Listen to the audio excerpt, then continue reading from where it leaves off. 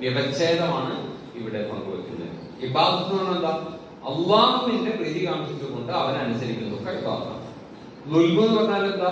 അള്ളാഹു നമ്മോട് പറഞ്ഞതിനെ അവഗണിച്ചുകൊണ്ട് നമ്മൾ ചെയ്യുന്ന എല്ലാ തെറ്റുകളും ളുൽമിൽപ്പെടും.